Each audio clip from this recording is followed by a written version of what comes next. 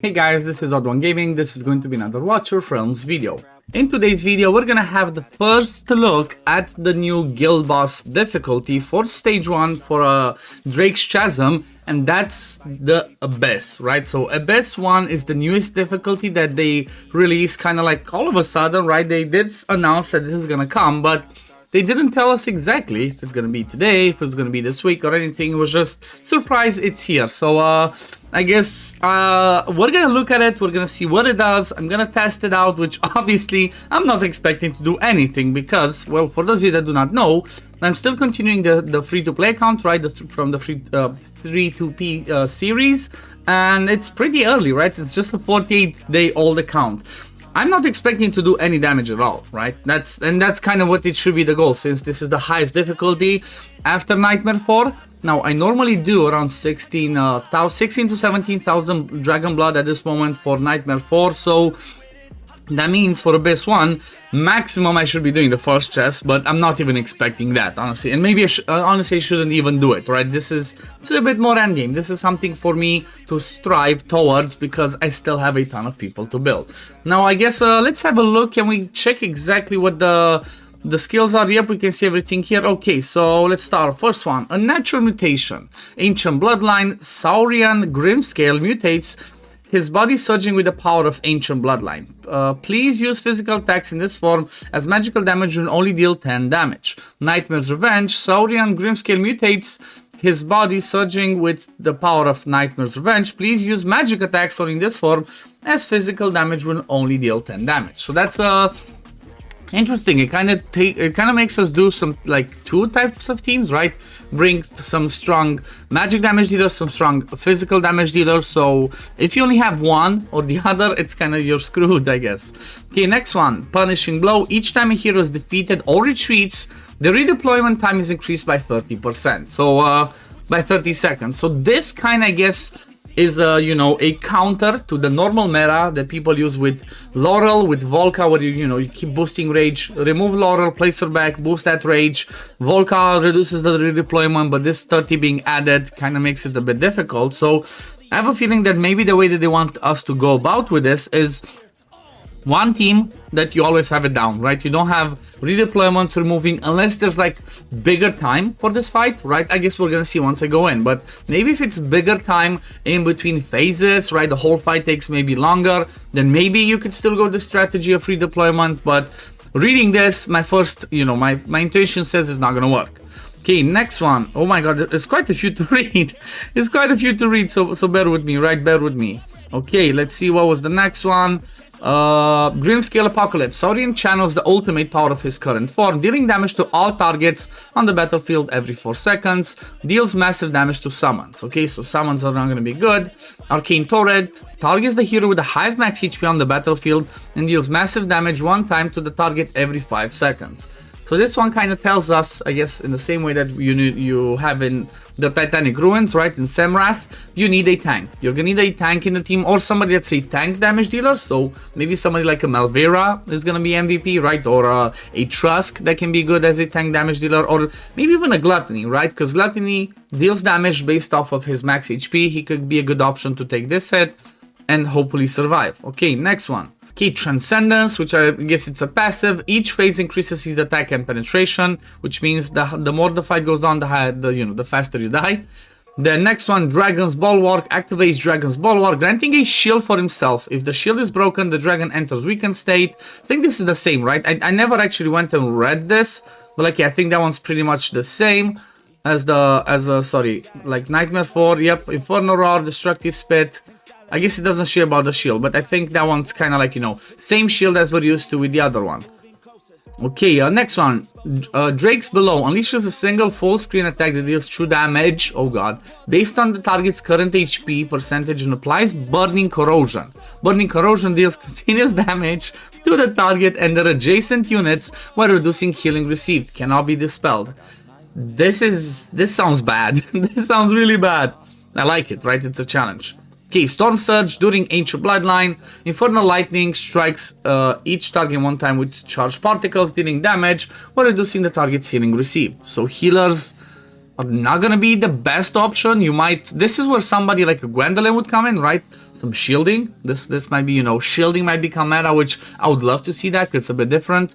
And inflict stun for 3 seconds. Oh my god. Lightning Surge unleashes 1 Lightning Surge on each target. Charged particles after the Lightning Surge ends continuously unleashes multiple charged particles that deal damage and reduce the target's healing received. Again, cannot be dispelled.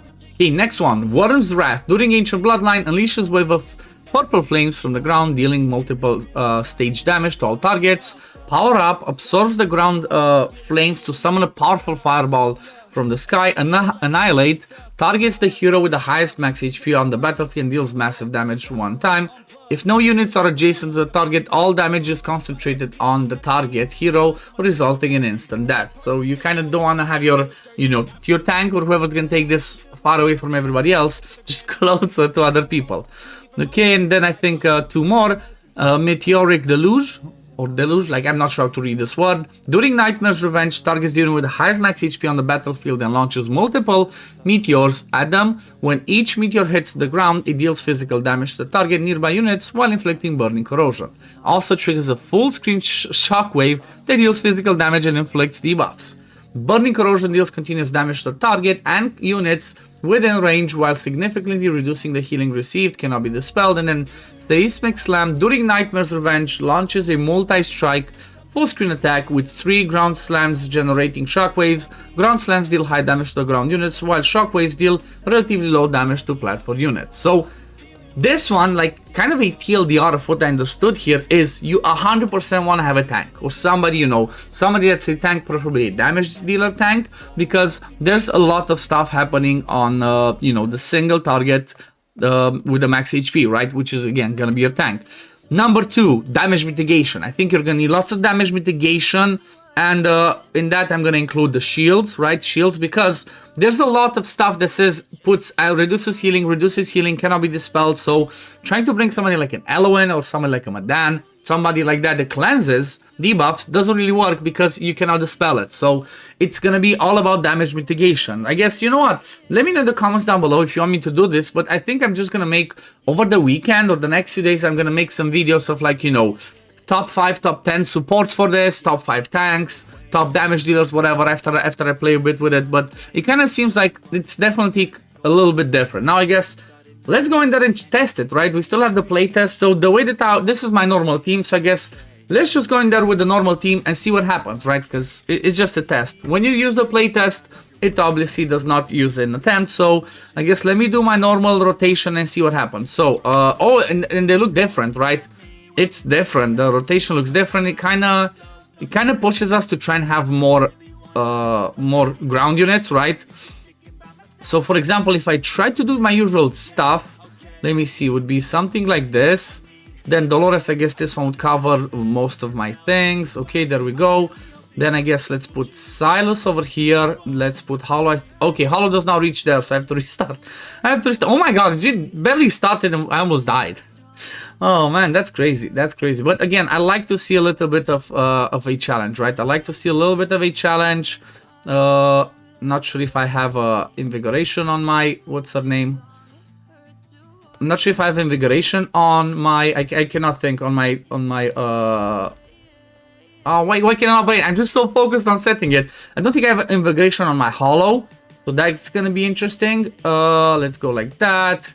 Then I guess I can despawn her and then I place him. Let's see what happens. Let me just try and blast off. But oh my god, we're already dead. I'm already dead. Like, what just happened? Oh my god, I'm already dead. But at least I was right about something, right? The fight is on for more, right? This fight goes on for 6 minutes. Then I guess the interesting thing is when he does this, the fight doesn't end, right? Or unless it's a bug. Okay, it was a bug. I was supposed you were supposed to be GG, but I just got one shot. I just got one shot. However, this is what I expected, right? I'm not gonna lie. This is what I expected, and it's kind of pretty much what happened. I'm not expecting to be able to do even the first chest for at least 1, 2, 3 weeks up until I test it out, I try it, I see what happens. But I don't know. What do you guys think? Do you think this is good? I'm personally really happy because that's the natural progression of games like this, right? You always have to constantly release new content that becomes harder and harder and harder to beat, because otherwise people get bored. Now, a good example of this one is obviously Guild Boss Guild Boss 2, right? Titanic Ruins. When this one came out, people were struggling. People were not hitting, like, at least over here, they were not hitting the top chest, which is 120. Like, most people were getting maybe to 100, 120, just about there.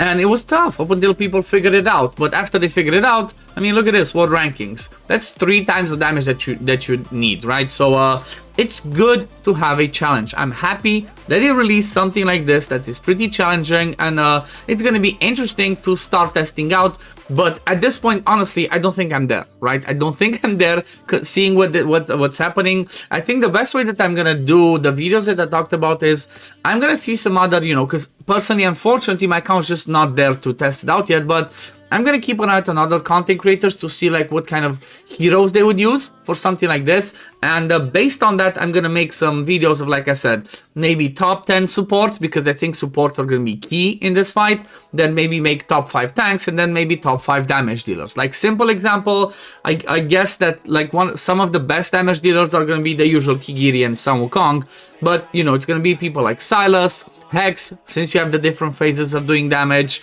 then Twylas, stuff like that. It's kind of gonna be a variety of piercers and physical damage dealers and magic damage dealers. So maybe I do like top 5 physical damage dealers and top 5 magical damage dealers that will specifically work for this fight, because again, like I said, you kind of want to try it, at least at the first look, you want to try and have all of the couple of physical damage dealers, couple of magic damage dealers on the board at the same time, and go from there. But yeah, this is tough, and I love it. But anyway, I guess I'm gonna leave it for this today, guys. Thank you for watching. As always, if you do enjoy my content, don't forget to like this video, subscribe to the channel to see when I upload next. I'm gonna see you on the next one. Peace, love, take care, everyone. Bye, guys.